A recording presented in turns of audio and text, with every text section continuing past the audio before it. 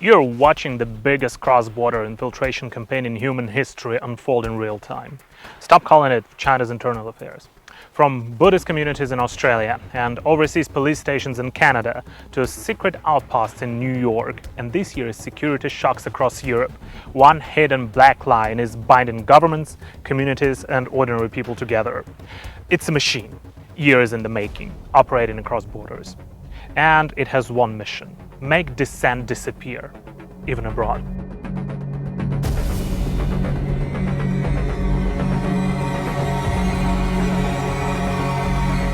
How does it work? Through the gray zone. Religious organizations act as a cover, diaspora groups as shells for police stations, hackers tunneling into telecom backbones. Then lawfare to make repression look legal, surveillance normalized, intimidation institutionalized. In this video, I'm laying out the blueprint of that system. Next, we dive straight into hard cases and receipts. Ready? Let's begin. So, what is Beijing's endgame? It's crystal clear: monitor, infiltrate and crush dissent overseas, from faith communities to exile activists, while bending local opinion and policy to its will. One might ask, why chase people who already fled? Because diaspora voices boomerang. They expose abuses to democracies, shape sanctions and debates, and undercut the regime's legitimacy back inside China. So the CCP's toolbox is dirty and wide: covert ops, spy networks, disinformation, bot politicians, lawfare and threats, a full-on campaign of transnational repression. Not open diplomacy, not public sanctions. Secret police goes by another name: restaurant front stations, law offices, community centers, kidnapping and intimidation on foreign soil. Not open diplomacy, not public sanctions. Secret police goes by another name. It's restaurant front stations, law offices, community centers, committing kidnapping and intimidation on foreign soil. Let me give you an example. In 2024, New York City, Chen Jinping ran a PRC secret police station in Manhattan's Chinatown and helped to arrange mass pro-Beijing demonstrations outside the Reagan Library during the historic Tsai Ing-wen-Kevin McCarthy meeting. He pleaded guilty in late 2024 to acting as an unregistered foreign agent. Another gray zone play, this time in Australia. Beijing didn't show up as China. It allegedly recruited a Vietnamese-Chinese businessman, Yang Yisheng, to meddle in domestic politics. But Australia has rules. You must register under the Lobbying Code of Conduct of the Foreign Influence Transparency Scheme, FITS. Say who you represent, what policy you're pushing. And what about political donations? Legal channels only. Full disclosure of amount, source and timing. No laundering influence through charity or sponsorship cover stories. And who is that Yang Yisheng guy? He's a Vietnamese-Chinese businessman, ex-Australian Liberal Party member, the number 2 in a federation of Chinese organizations across Vietnam, Cambodia and Laos, and chair of its Oceania branch.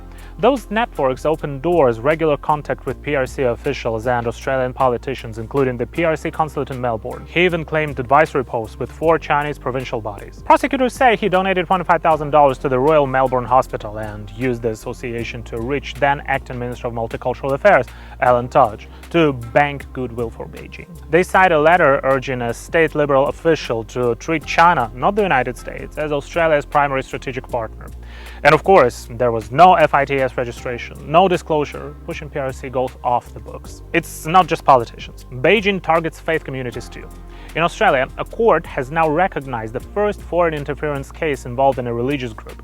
Prosecutors say a PRC national with Australian permanent residency took encrypted orders and funding from Chinese public security, then secretly mapped the Guanyin Famen Buddhist community in Canberra. Branch locations, organizers' home addresses, front door photos, interior layouts, monitoring public events, radio operations, finances, even reporting sensitive political remarks. It's a direct hit on freedom of belief, in my opinion. In a democracy, faith spaces should be safe, independent and free from state meddling. Yet Beijing's playbook is to break that firewall and turn religious communities into targets. Falun Gong has been in Beijing's crosshairs for years. even overseas. In the United States, proxies tried to strip Shenyun Performing Arts of its non-profit status. In early 2023, Los Angeles-based John Chan and Lin Feng were charged for acting at the PRC's direction. They have been abusing the IRS whistleblower system, filing bogus complaints and bribing someone they thought was an IRS staffer, actually an undercover FBI agent, with $5,000 in cash, promising more if the revocation succeeded. A U.S. court found them unregistered foreign agents. John Chang got 20 months in prison and $50,000 fine. Well, and Canada isn't spared either. In Quebec, Vancouver, and Toronto, Beijing set up clandestine outposts to watch and intimidate local Chinese communities. Some look like ordinary officers from the street, but inside they function as de facto secret police bases for transnational repression. This is illegal extraterritorial policing, and it doesn't just target dissidents, it punches straight through Canada's sovereignty and national security. Now let's go to Europe. April 2025, Sweden. Police arrests a Uyghur man suspected of working for PRC intelligence, tasked with monitoring the Uyghur community inside Sweden. And this isn't some random figure. He reportedly served for years as the Mandarin language spokesperson for the World Uyghur Congress. Prosecutors say he collected intelligence for Beijing. That's textbook transnational repression. The World Uyghur Congress is the main global umbrella for Uyghur rights. Uyghurs are a heavily prosecuted Muslim minority in China. And the question is, did this man just betray the Uyghur people, or he was planted from day one? Either way, it's chilling. You join a group to protect you, and Beijing still has eyes inside. And the scariest case right now is the Chinese mega embassy in London. It's a supersized spy hub wrapped in diplomacy, protected in part by legal immunities under UK law. I've broken this down in earlier videos, you can check those out for the full picture. But keep this in mind. It's not an embassy, it's an intelligence campus with a flag on top. And none of this is random. It's organized, systematized, long-haul transnational repression beyond politicians and diaspora groups, straight into the cyber domain. Let's take a look at what happened from February to November 2024. There was a PRC-linked crew dubbed CLSTA-0969, spent 10 months burrowed into multiple telecom operators across Southeast Asia and Middle East. Not smash and grab, nearly 10 teleco-grade tools rotated like master keys, malware to mirror traffic, track handset locations, and masquerade as legit processes. Logs wiped. The data was exfiltrated via covert protocols to stay invisible. The goals here are very blunt. Track officials and military. Follow targets, map calls and movement. Harvest intel, would it be political, economic, and military secrets. Plant backdoors. Stay embedded so you can flip the kill switch later. And the last one, of course, is leverage geopolitics. Control critical infrastructure, meaning bargaining power. In 2025, Europe becomes a front line of Chinese cyber attacks.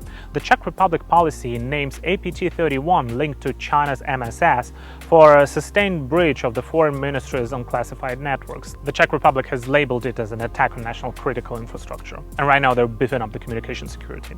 Timeline matters here. Prague began toughening on China and back in Taiwan in 2018. By 2022, APT-31 was already burrowing in.